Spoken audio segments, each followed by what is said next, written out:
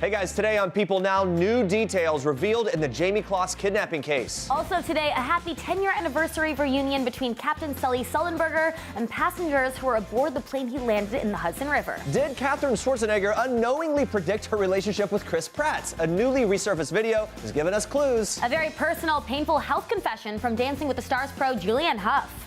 I let him know everything. Would you tell your ex about your current dating life? Well, Nikki Bella tells us about her surprisingly open relationship with ex John Cena. Plus, can I interrupt?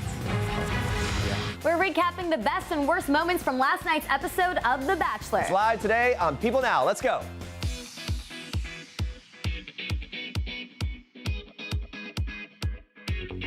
Good afternoon, everybody. Welcome to People Now. Good to see you. How you feeling? Good. Last night's Bachelor was pretty dramatic. I enjoyed it. Goodness. The competition is getting kind of fierce here. Some of the personalities are becoming much more clear.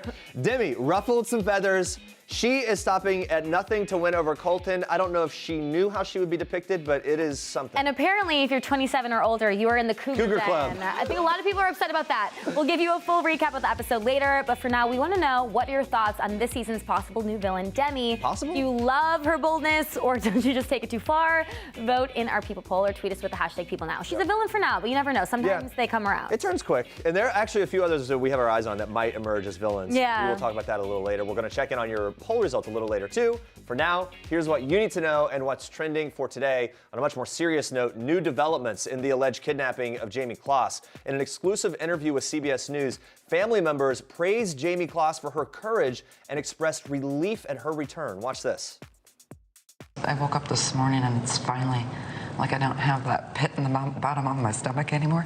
It's such an overwhelming, amazing, happy ending to such a horrible beginning. I still feel a little in shock.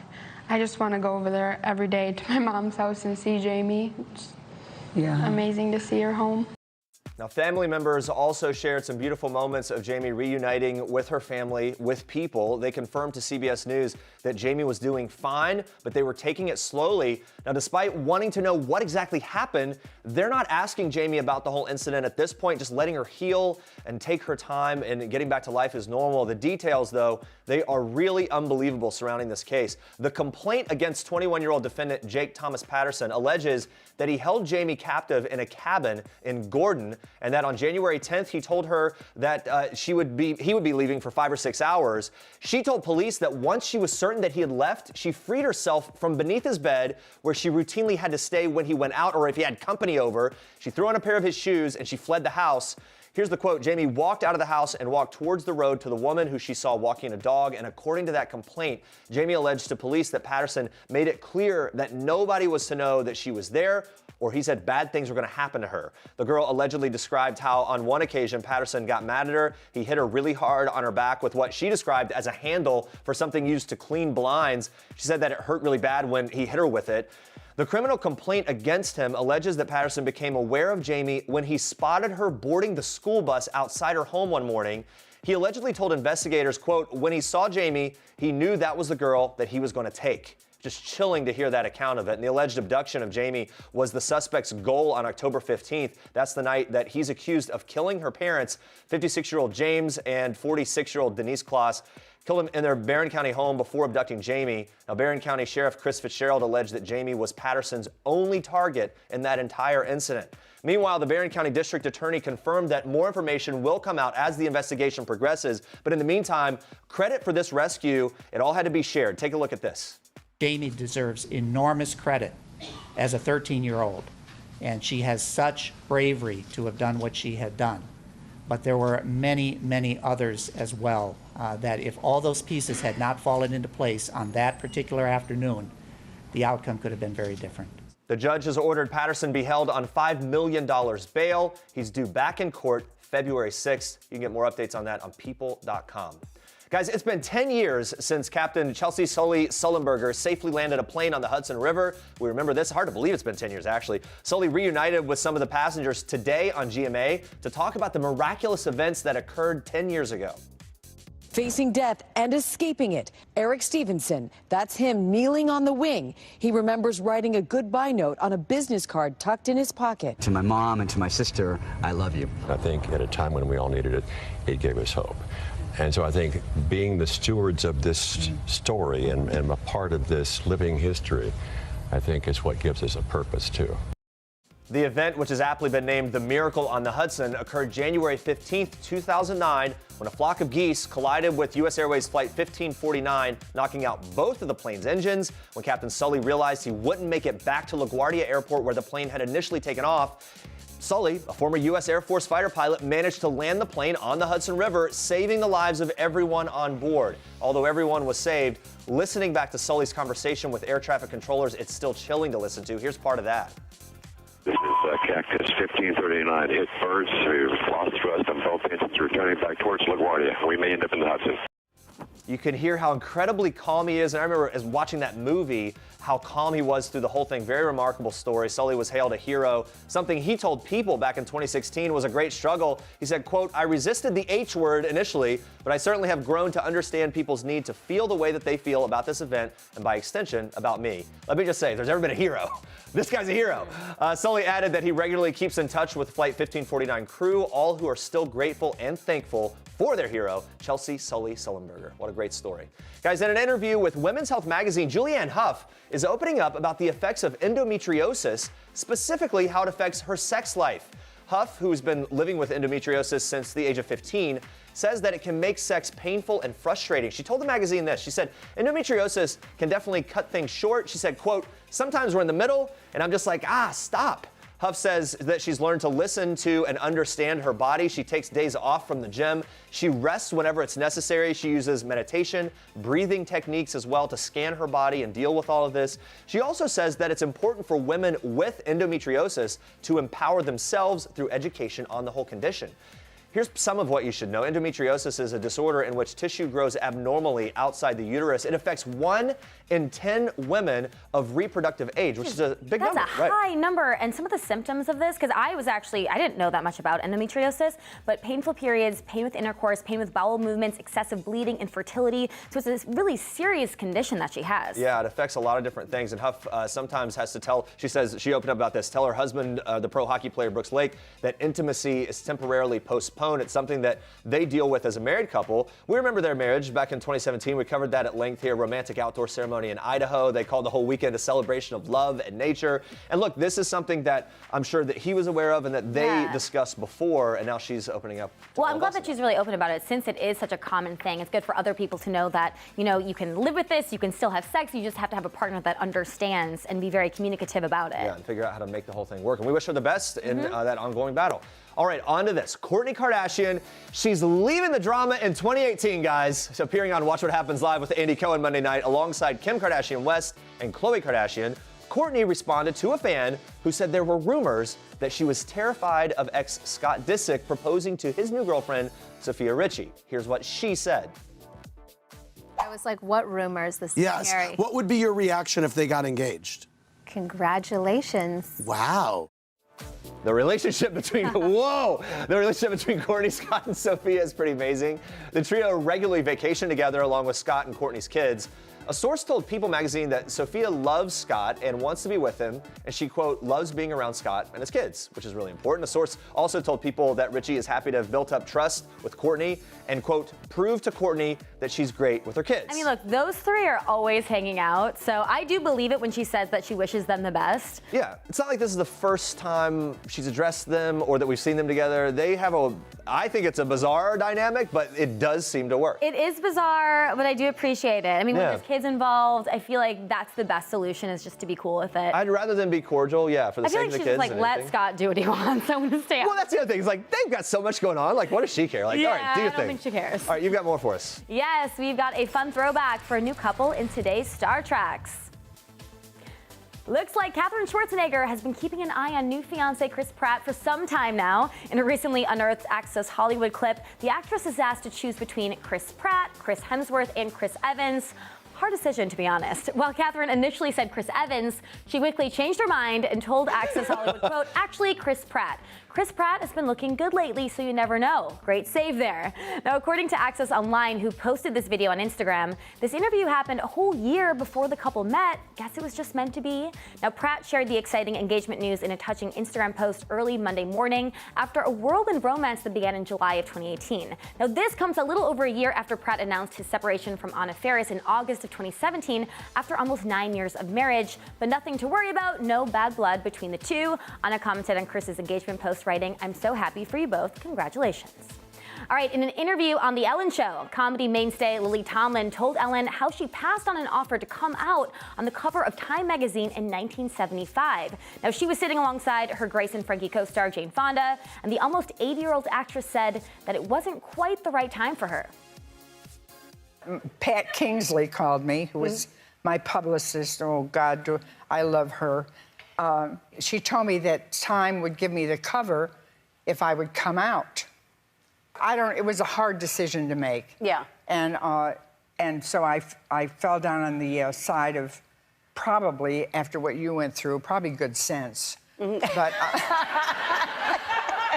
and my God, all that time passed, but so I decided that I just wasn't gonna play their game. Yeah. And you weren't ready. You didn't want to do it yet. No, well, and I wanted to be acknowledged for my performance. Right, sure, sure. But I can see in retrospect that was hardly worth it. Yeah. I love her so much. Now, after over 50 years together, Tomlin married her longtime partner Jane Wagner in 2013, and the 5th season of Grace and Frankie debuts on January 18th on Netflix. Chrissy Teigen graces the cover of Good Housekeeping's February issue, and she's opening up about being a mother of 2, eating good food, and how she's learning to accept her body's new normal. And Chrissy told the magazine, she says, I think in a way we've forgotten what a regular body looks like. She goes on to say, there are people out there who are struggling, and I'm struggling, and it's okay to come to terms with that being okay, to realize that it's going to be a bit of a journey. Well said. Now, in a helpful tool for the 33-year-old in choosing self-acceptance, she says it's focusing on her children Luna and Miles, who she shares with singer John Legend. Obviously, very beautiful family there. Chrissy says, I'm not blind. I see my body. I see the difference in shape. I see that I gained weight. But I also see with those same eyes that I have a beautiful baby boy and this little girl that's relentless and amazing, and I am very happy. And it was Chrissy's 2-year-old daughter who's brought out a different side to her. She says this is interesting to me. She says, it sounds weird to say, but I really am an introvert. And adds Luna is responsible for bringing out so much of her personality that she was too anxious to share in the outside world before. She says now she gets to be goofy, she gets to be silly. I find it interesting that she says she's an introvert because she seems so outspoken. Chrissy has been very open in the past about her struggle with postpartum depression. She's also been really honest about her journey to self-acceptance on social media, where she's become known for being quite straightforward. She says, I'm outspoken when I want to be, and I always have to be myself, so I can't really compromise on that. And we hope you never do, Chrissy. And those are your Star Tracks for today. Stay with us, guys. We are recapping last night's Bachelor with Derek Peth. The episode left lots of ladies in tears. It's only the 2nd episode. We got a long way to go. We're breaking down everything. Plus, would you tell your ex about your current dating life? Wait until you hear how Nikki Bella tells us that she's keeping John Cena in the loop on all things after their big breakup. That's coming up. All right, we're checking in on our Bachelor poll. We've been asking what your thoughts are on Demi's choices based on the drama she is bringing this season. Let's take a look at her results so far. She takes it too far. Yeah, almost 80% there saying she takes it too far. Well, and if she didn't in reality, they certainly propped her up in the way the episode played out to seem like she was taking it too far, right? Oh, yeah. Like really drove home. There's a lot to talk about when it comes to Demi. Yeah. Guys, keep voting in our People poll. You can stick around for our recap of the dramatic episode in just a little bit. But first, we move on to this. A lot of people are talking about this. A new Gillette ad is making headlines for the topic it tackles. Here's a bit of it. Watch. Bullying. The METOO movement against sexual harassment. Masculinity. Is this the best a man can get? Is it? We can't hide from it. Sexual harassment is taking over. It's been going on far too long. Yeah, really heavy, dramatic tone there. The commercial covers the Me Too topic. It asks, is this the best a man can get? It's taken on a lot of social commentary here for a razor commercial, which has gotten a lot of attention. I mean, I saw the ad and I liked it because I think, toxic masculinity is something that needs to be talked about and addressed. However, there has been a lot of mixed emotions and reactions to this. I mean, some praised it as progressive, others were like kind of threatened, and they actually threatened to boycott the razor company. Yeah, some of the Twitter responses were in support. Here's one. Fantastic ad. More of this is needed. Also seeing men boycott Gillette are proving the point of the ad. Way to not be the best man you can be, guys. So that's one response. And then here's another response. Keep your woke takes to yourself and concentrate on selling razors. Nobody with any sense looks to agenda-driven corporations for social commentaries. All right. So, I mean, obviously there's a lot to talk about in terms of what's represented. I go to the baseline of if it's something that, as a man, is it challenging me to have more integrity, to treat women with respect, to treat kids, and the idea of being a dad and doing that in an honorable way and empowering my girls. You can define toxic masculinity, however, and argue about that for days, but anything that encourages me and other men in that direction, I think is a good thing. I think a lot of people are defensive because then they're grouped in with all men, and if they think they're respectful to women, they don't want to be included in that whole group. And I think they also don't want to be told what to think by a razor company. However, this isn't the first time that, Gillette, owned by Procter & Gamble, owned by Gillette, they've made progressive advertising before. Remember the Like a Girl campaign, and then Pantene's Strong is Beautiful campaign that shows NFL players braiding their daughter's hair. Which, by the way, any of those also got pushback. Anything that seems preachy, I think, gets some pushback no matter what. That's also the idea with these ads. It's to spark conversation, spark debate, backlash, supporting all of that. But, according to the company, Gillette's team, they actually consulted men all across the country. They did their own sort of studies. They spoke to experts on masculinity. We go back to the whole thing with the idea of toxic masculinity. What does it mean to be a strong man? What does it mean to, do you show your emotions or not? Things like that. And I like that the conversation is moving in a direction that says masculinity can include being vulnerable, being open with your emotions, and being supportive and respectful of other people. Why? You know what I mean? But again, when men feel like they're being lumped together in a negative way and like, maybe a misinterpretation is at a baseline, all men are bad. Men respond negatively to that. Yeah. I don't think that's the message here. I mean, if you're uncomfortable, it's probably what it intended to do. So perhaps. Yes. All right. Moving on to this. You tell me what's up. I'm single. She's single, ready to mingle. The mid-30s crisis. Maybe I have some symptoms. I haven't kissed another guy in 9 years. Woo, here we go. Nikki Bella, she is single and ready to mingle, guys. Season 4 of Total Bellas has a new episode this Sunday, and this season, Nikki is exploring the single life post-John Cena, although the two are separated. Listen to this. Nikki tells us that she debriefs John after every single one of her dates. Oh yeah, I let him know everything. He's known every date I've been on. I have so much respect for him, and this breakup wasn't it didn't end bad. We didn't do bad things to each other. Like, he's still close with my family. Anything that I knew was coming out, anything that I've done, I've let him know just because I don't want him to ever be hurt by it or shocked by it. And I know that's things that I don't have to do, but it's just who I am. The one thing is John's never been a jealous man. Like, that's one bone he doesn't have, which I'm like, you're so rare. Does he return the favor and call you after every date? No. Yeah, are you have the jealous bone? Okay, yeah. I've done very well with that, I think. This is the thing. I know that I mean, now I feel like you definitely have gotten over better. The years, yes. I've gotten a lot better. Yes, I did some therapy for it. She's done some therapy. She's dealing with her jealousy and moving forward. I loved Bree's reaction, by the way, to everything that she said. She's kind of like sort of this voice of reason and kind of brings her back down to earth on Yeah, I have a lot of thoughts on this. We're going to revisit this conversation later in the show. Also, we'll have more on the Bella twins later this week, including Bree possibly having another baby, so stay tuned for that. Well, guys, Prince Harry and Meghan Markle stepped out in Birkenhead on Monday, and the mom and dad-to-be both revealed some interesting things about their baby on the way. And here with that and more is our royal correspondent, the one and only Imogen Lloyd-Webber, everybody. It's good to see you. Jeremy, good to see you. Now, let's break this down. Yeah. The one thing that everyone's talking about here, the only thing, as far as I'm concerned, is the due date of this baby. We know the baby was due in spring. Meghan really narrowed things down for us on Monday. What did she say? Yeah, so Meghan told well wishers she's 6 months pregnant. So we're looking at a late April baby. All right. Or possibly the baby could share a birthday with Princess Charlotte, who was born on May the 2nd, 2015. Can you imagine if they shared a birthday? I mean, we'd all go nuts, wouldn't we? We'd be more excited than the family, I think. Now, apparently, they don't know whether it's a boy or a girl. They want they're going for a surprise here. But Harry hinted he hoped for a girl in Sydney back in October. So they're at least going to surprise us. Yes. Whether or not they know. All right. Her husband, Harry, also revealed something personal. It has to do with how he is staying calm and centered while he's waiting for this baby to arrive. Tell us about... I slightly love this story. Harry chatted to a monk yesterday, as you do, and revealed that he meditates every day.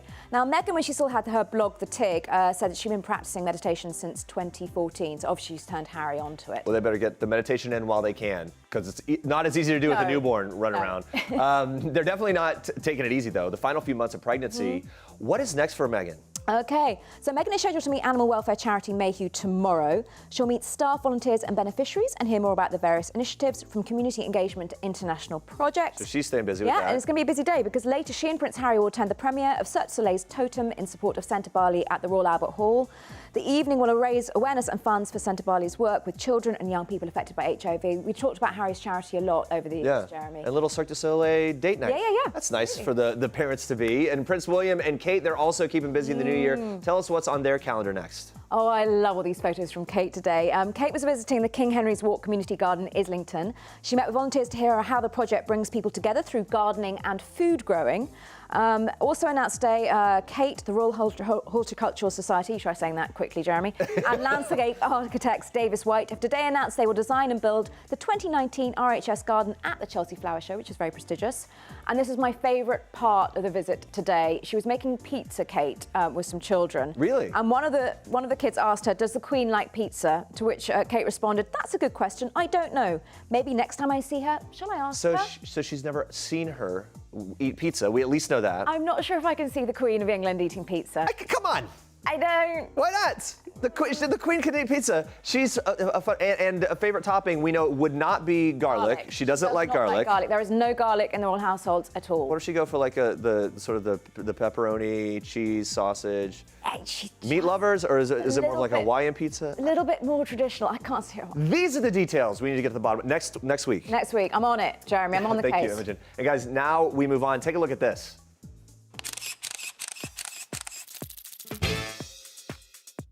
I don't really remember if this interaction happened, but it's like a faint memory where like it was like, wait, what'd you just say that again? Yeah. Do you have an accent? Yeah. You know what I mean? That kind of thing. That's actor Luke Benward talking about his Dumpling co-star Danielle McDonald, how he was surprised she was an Aussie. We were too. We saw her in Patty Cakes. She had a New Jersey accent, so she hides it well. Totally disappears into those roles. We sat down with Luke to chat about the film's message and what it was like working with Danielle in Dumplin. Here's what he had to say. It's a beautiful movie. It's very honest. No punches pulled. Anne Fletcher, I mean, she got right to the heart of the story. And obviously Danielle is an incredible actress. I saw Patty Cakes before I worked with her, which you haven't seen. It is a great movie. And I was starstruck when I saw her. You know what I mean? It was an honor to work with her. So not only does he star alongside Danielle, you also might remember him from Life at the Party, where he played Melissa McCarthy's love interest. Yeah, a bit of a different movie there. We had to get his thoughts on Melissa gracing the cover of InStyle's Badass Women issue. Take a look at this. I mean, I could go on forever talking about good things about her. When I say queen, I mean in the essence of the word, like she is a queen. One of the sweetest, caring, and not like, she genuinely loves people, sweet and caring. It's not just, you know what I mean, like she wants this reputation. She's so confident, she's so smart. It is that innate confidence. She wants everyone to walk away with, you know, love in their hearts. Walk away with a smile. I couldn't believe how much he talked about her. He really did reference her as queen several times throughout the interview. It was great. I love it. He also shared what it was like working with her on set while her husband, Ben Falcone, directed. The kiss in the library wasn't written that way. It was improv on the day. And fun fact, it was their anniversary. So we took a break for like our lunch or dinner. It was around dinner time. And we literally cut their anniversary cake. Like, I literally can't say enough good things about them. Her anniversary gift to him was kissing you impromptu during a scene. Exactly, yeah. Happy anniversary, babe. Watch this. He told the story that I like looked into the lens afterwards and I said, happy anniversary. I I love that it was all on the spot and improv. She's Yeah. like, I have this idea. Let's just do this. Let's just do it. On my See what anniversary. happens. So other than that, we also learned that Luke's in this group text with a bunch of his buddies, including actor-singer who we love, Jordan Fisher. Apparently they all talk gaming. They're really into it. It gets very competitive. Watch this. We've been in this same group text now for like probably close to a decade. Me, Really? him, and like 10 other guys.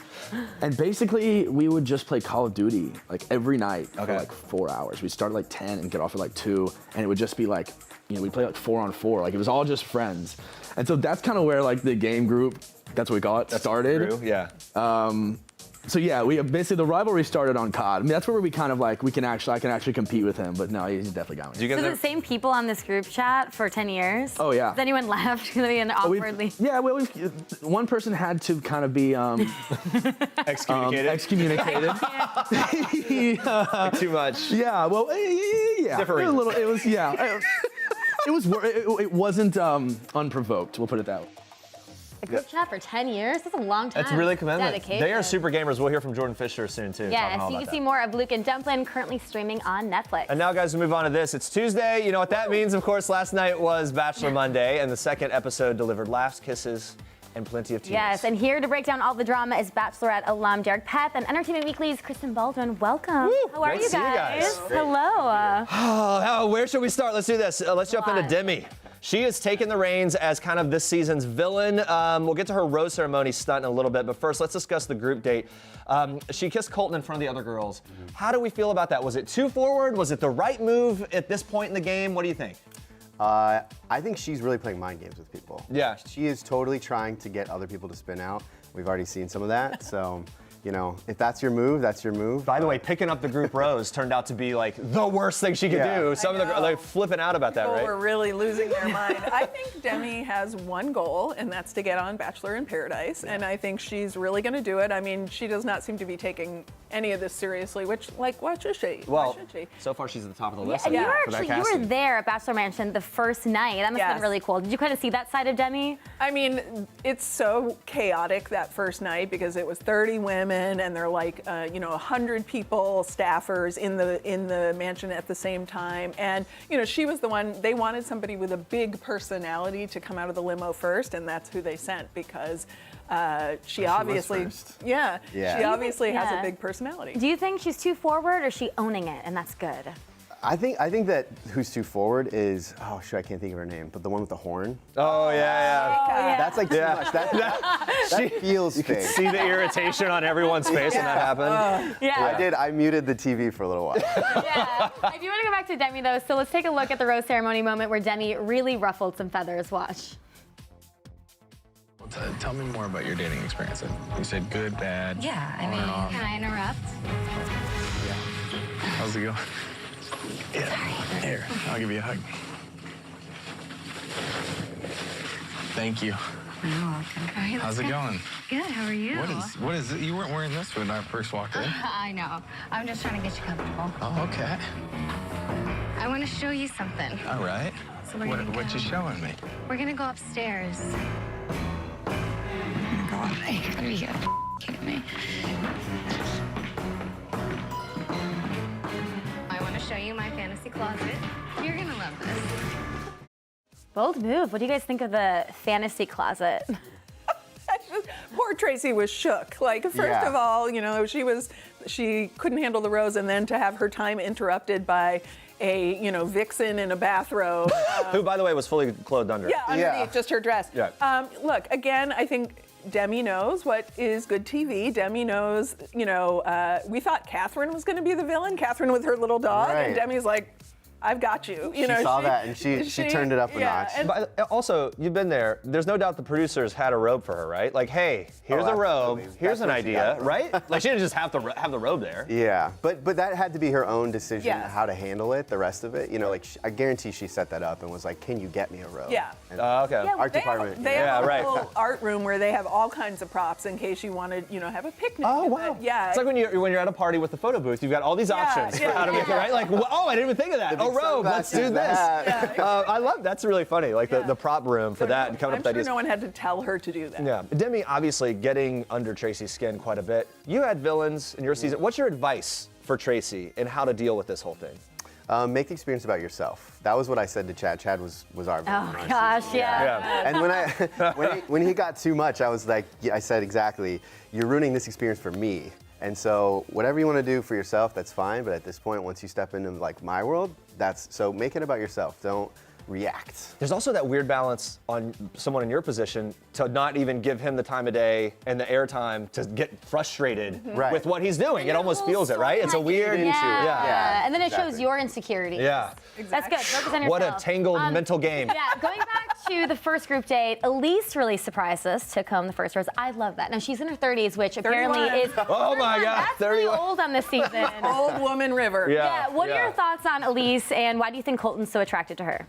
I love her. I think she has a confidence that is natural. You know, Demi has a confidence that's like, I'm going to be outrageous, whereas Elise is a grown-up, and she's beautiful, and she just has this confidence of, you know, I'm interested in dating this guy. Yes, I'm a little older, but, you know, I'm open to the experience, and I think he finds that attractive because he can see that she's not just trying to be outrageous. She's just a real... interesting and beautiful woman who he, as he said, could probably learn a lot from. My wife and I loved her last night. She to me, I think she's a favorite. What do you think? I think that she's my favorite too.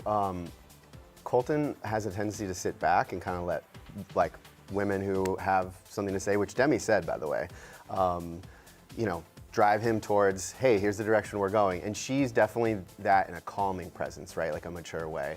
Versus the alternative, which is like... In your face. Great, yeah. Well, I Do you think Colton's ultimately going to end up with someone younger, or do you think he would date someone older? I think it comes down to more personality than anything, in the end, personally. I also like with her, like the sort of waiting in the wings, like suddenly he might get more intrigued by the person that hasn't put themselves forward over and over again to steal his attention. Right. It's like, wait, I have a, you know, maybe he'll give her more I attention. just think she's such a sweet person. She I is. love her so much. Let's talk about the best birthday surprise ever was for Hannah B.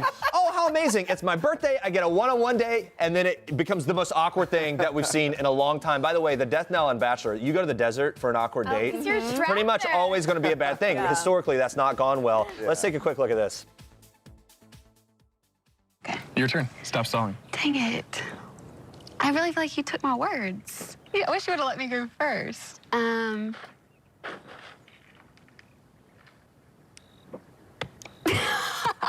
can't do this. Okay. How do I start it? What did you say? You say, let's make a toast too. Let's make a toast too. And then put some words together. I'll put a bunch of words that sound good, that are real. They're real words. But, okay, let's say this. I don't know how much she had to drink before that. Let's give her the benefit of the doubt because you can get a little scattered. Also, if there's ever been someone where you can feel them feeling the cameras, it's this. You've been in situations. What do you have to do to get out of your head in that kind of situation on the show? Don't ask me. I'm always in my head.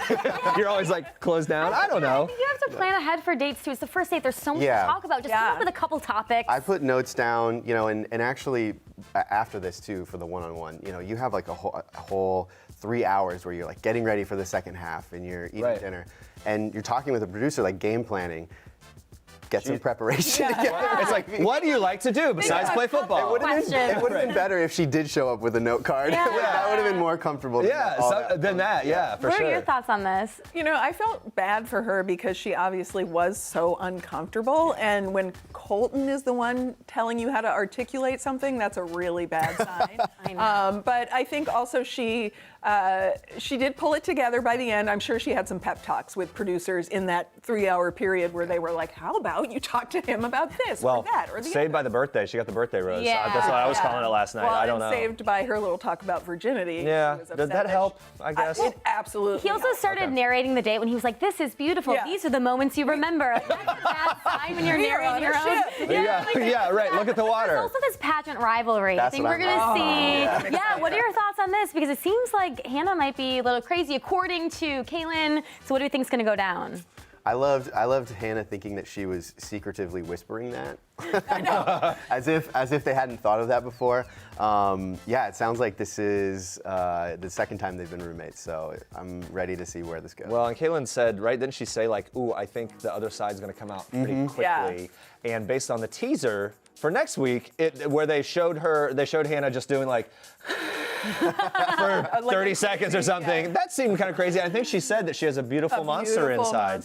Yeah, right? She's ready to let it out. I mean, look, I'm all in for any pageant drama. That was like so Lifetime movie, the idea of these two pageant queens who are rivals, and one of them, you know, obviously Hannah was going to get the rose no matter what, because producers need her and CAELYNN to have their confrontation at some point. 2-on-1 date? Can you imagine? Probably our first. I bet it is. Yeah, the show is so addicting. It's like you love and hate it, and we keep watching. How excited were the producers when they figured out they had two pageant queens that were going to be in the same room? I mean, that's just gold for this show, right? Like, they're just high five. All right, before we let you guys go, we're going to take one last look at our Bachelor themed poll. We've been asking about your opinions on possible villain. Actually, she's not even possible. We shouldn't even say possible at this point. Current villain. Current villain. Demi and her choices. So let's see. Yeah, I mean, everyone thinks that she took it too far. Was it either she loves it, she's bold, she takes it too far? Guys, sometimes we hear from these people after. We've had Corinne Olympios, we've had Olivia has been here. Kayla, talking about that maybe the edit didn't lend toward, you know, the best representation, but some of this stuff, that's not the edit. Yeah, it is. We were actually talking about this before. I've always been a strong believer that you're yourself on that show, and certainly like they may key in on some personality traits, but realistically, like, they can't make you say anything, and if it's just something you haven't seen in yourself before, sorry. Now you see it, and everyone else is too. Speaking on that, it's our first time that we had you on the show, so thanks for stopping by. What have you been up to post-Bachelor world, and also how hard was it to kind of let that stuff go?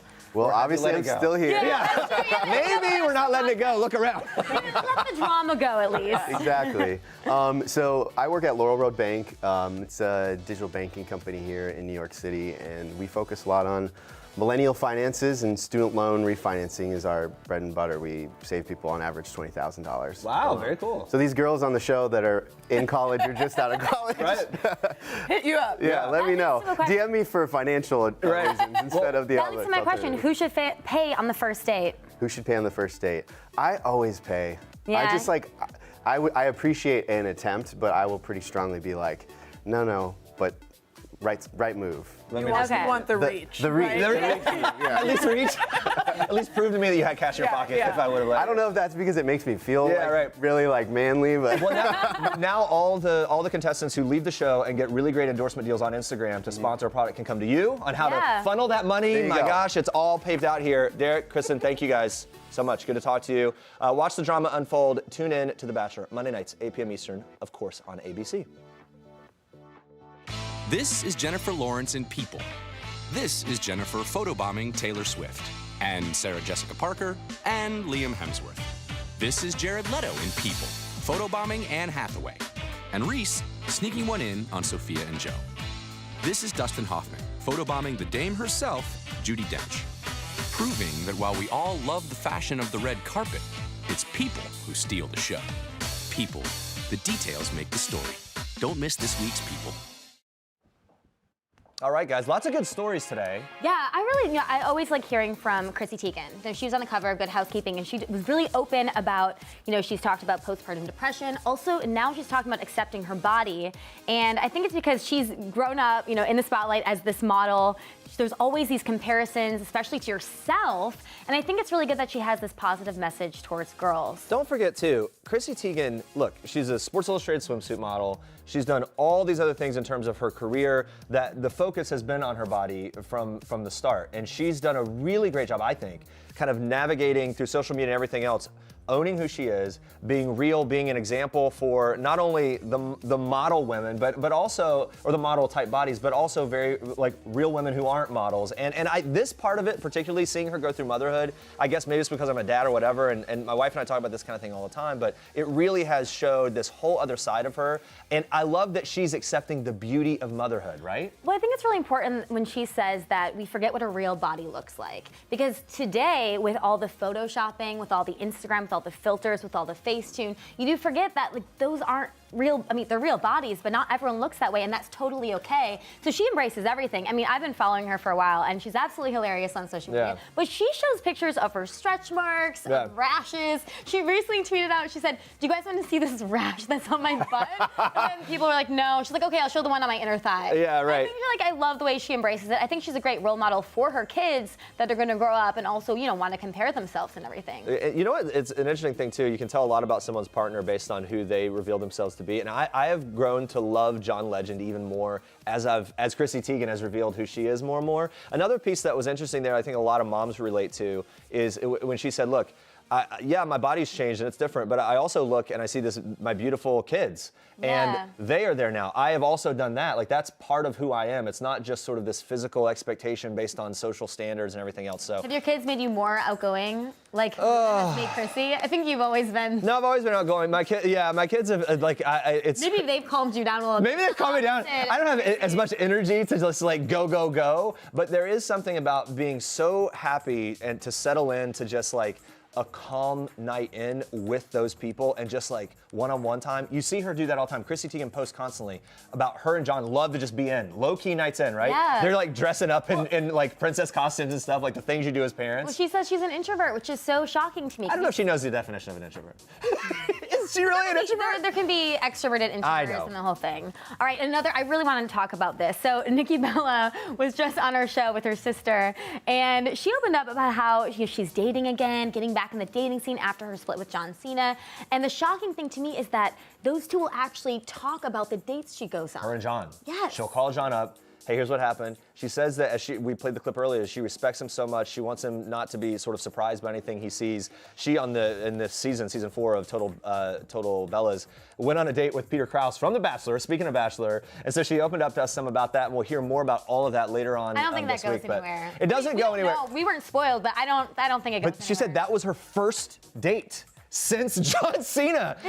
I want to talk to him. Can you imagine being the first guy to sit down with Nikki Bella after knowing that she was with John Cena? John Cena of all people. Right? Like, I'm afraid to do anything or say, like, is he okay with this? Like, I don't know. It seems like they really are friends. I'm just surprised how soon it is after they ended things. Like, I sometimes talk with my ex, but we've been broken up for years. And so it's not weird for me. That's not weird. But if it's under a year and all of a sudden you're talking about your new dates, I don't know. I feel like there has to be some sort of trying to get the other person jealous, but apparently not. To me, it says, if I'm the guy getting the call from my ex, like, hey, here's how my date went, I still think in my head, she still values me more than whatever else she's trying to do. I think it gives them the upper hand. Obviously, look, I'm just saying, not that there's she would definitely disagree. And separate from that, because, okay, I'm probably wrong for that, but whatever. Separate from that, Brie, in my mind, when it comes to, it's so funny to see their dynamic together because Brie has kind of played matchmaker. Yeah. I almost feel like would be even more challenging to win over than Nikki in some ways. She's looking out for her sister, and she is not a pushover. Neither is Nikki, but Brie's actually Brie's setting her up, and she's getting a kick out of it, setting Nikki up with people after 6 years out of the game. I mean, it's hard to then, get back in. But we asked Nikki if she lost her edge, and she said, yeah, a little bit, but I got it back. She got it back pretty quick. Yeah. We'll see exactly what that means. She's, of course, in this season of Total Bellas, which has this huge following. We're going to see them leading up to Evolution, which was this huge WWE event, which already aired. It was all women in this pay-per-view event. And they talk about some of the hurdles that they had to overcome that we see play out throughout this season of Total Bellas up until that event. And one thing I think is interesting, as someone who was a fan way back in the day, is we get a behind-the-scenes look at like what happens, what's the play in terms of how they relate to like Ronda Rousey and like how their drama unfolds. Talking. That was an interesting thing, talking to her about some things that Ronda Rousey has said in the past, which were very biting about Nikki. Like, only door she's knocked on is John Cena's. But then that was what Ronda said about her. So she has a response to that, which I think is a good response. And the interesting part, even in the world of WWE, even in the world of the Total Bellas, Total Divas, everything like that, they still find a way to empower each other as women, right? Even their arch rivals, they end up having this newfound respect for. They throw down in the ring, but they have this really great camaraderie. But also there's some sweet, real moments. We're also talking about Brie, maybe having another baby. I don't know. You guys are gonna love it, so make sure you tune in next week for that. And a lot coming up tomorrow, or later this week. Joey Fatone is here tomorrow live. He's the host of the brand new game show Common Knowledge. He's putting us to the test. We can't wait. Plus, Jordan Fisher is dancing his way to the top. The star pops by to chat about Dancing with the Stars, Rent Live, and more. Can't wait. We always love when he stops by. Thank you guys for watching. For now, we leave you with one last thing from the stars of HGTV's Hometown, Ben and Aaron Napier. Bye. Bye, guys. Hey, we're Ben and Aaron Napier, and this is One Last Thing. The last thing we built. I built a picture frame. But have I built anything? Is this a question for me? Have you built? Well, you just finished Elisa's house. Yeah, I guess. But I kind of did that. Last song. The last stuck in your song. head. This is easy. So this morning I randomly woke up with "Friendship" by Chris Stapleton in my head. We got friendship. Are you a Chris Stapleton fan? I'm a big fan. That's interesting. Yeah. Okay, so last moment of bliss. Okay, so I like fantasize all day long about bathtub with Epsom salts at the end of the day. I didn't know that was where you were going with that. Yeah, that's where I was going with.